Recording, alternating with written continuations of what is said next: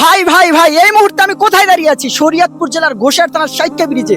দেখেন এখানে কি করেছে যুবকেরা। সাইক্কা ব্রিজকে কালিমার পতাকা দিয়ে সুসজ্জিত করে ফেলেছে। আলহামদুলিল্লাহ, অনেক সুন্দর দেখাচ্ছে। পুরো ব্রিজটা পুরো সুসজ্জিত করে ফেলেছে, সাজিয়ে ফেলেছে।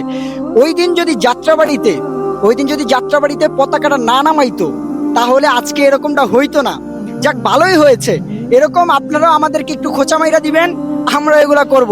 কালিমার পতাকাগুলো যাত্রাবাড়ি থেকে নামায়া তারা কি করছে, মৌচাকে ঢিল মেরেছিল, আর মৌচাক এখন ছুটেছে পুরো 64 জেলাতে। আলহামদুলিল্লাহ, এইগুলা দেখতে আমার খুবই ভালো লাগে। কালিমার পতাকাগুলো উঠতেছে। আজকে আপনাদেরকে পাখির চোখে এই সাইক্কা ব্রিজটা দেখাবো। আর সাইক্কা ব্রিজের আশপাশে যারা আছেন তারা অবশ্যই আমার এই ভিডিওতে কমেন্ট করবেন। আমরা আজকে ড্রোনের মাধ্যমে এই পুরো ব্রিজটা কিভাবে সাজানো হয়েছে আমরা দেখাবো ইনশাল্লাহ।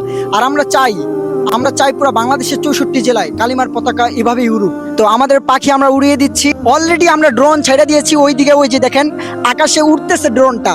কখনো কখনো একটু থেমে চারপাশটা দেখলেই বোঝা যায় আল্লাহ তাআলার সৃষ্টি কত অপূর্ব। এই সবুজ প্রকৃতি, খোলা আকাশ আর শান্ত পরিবেশ সবকিছু যেন আমাদের একটা কথাই মনে করিয়ে দেয়, আমরা যত ব্যস্তই হই না কেন, আমাদের রবের নেয়ামতের কোনো শেষ নেই। আজকের এই দৃশ্য শুধু ক্যামেরায় ধারণ করার জন্য নয়, বরং হৃদয় অনুভব করার জন্য। কয়েক মুহূর্ত প্রকৃতিকে দেখুন, ভাবুন, আর আল্লাহ তাআলার দেওয়া অগণিত নিয়ামতের জন্য অন্তর থেকে শুকরিয়া আদায় করুন। উপরে উঠলেই পৃথিবীকে অন্যরকম লাগে।